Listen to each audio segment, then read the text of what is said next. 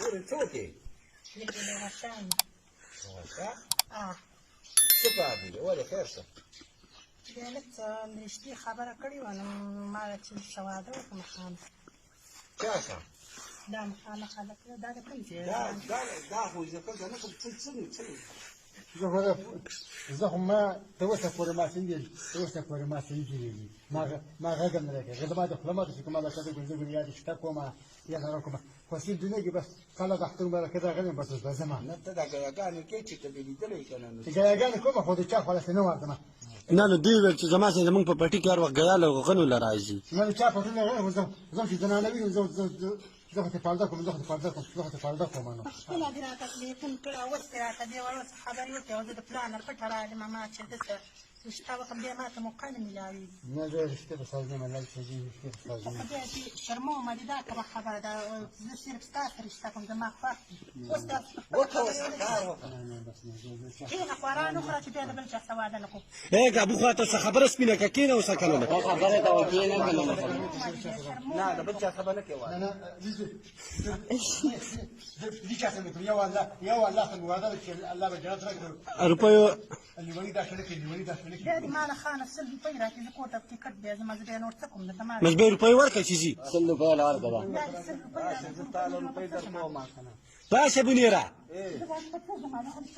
زه بیا ورکړم دې له مړه زی ورسره کور ورته معلوم دی مونږ یو له کور ته ځو ته خو راشه زما خواله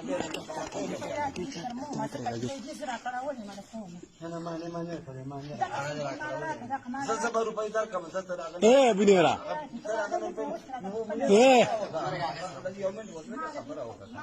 ته دلته کښېنه خورې ته دلته کښېنه ته ورانې مه کوه که نه ته سړی مه پازه بولګم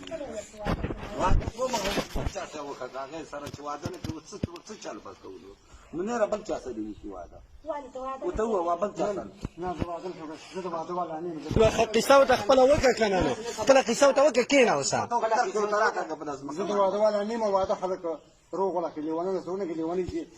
لیوني داخل نه داخل نه خبري نه د واده داخل نه خبري ما كنت كلمة قصيدة غني قوموا من لا خلك كذا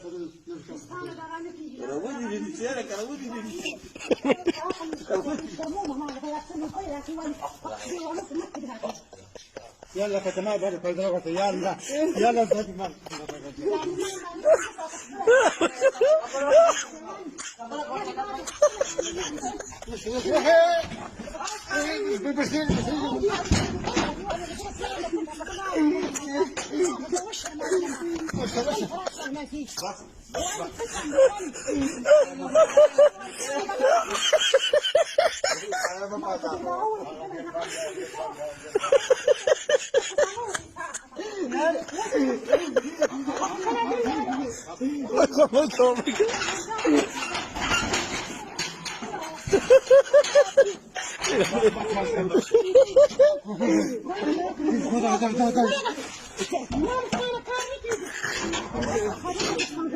بنیره جنگ وسط څه راکړې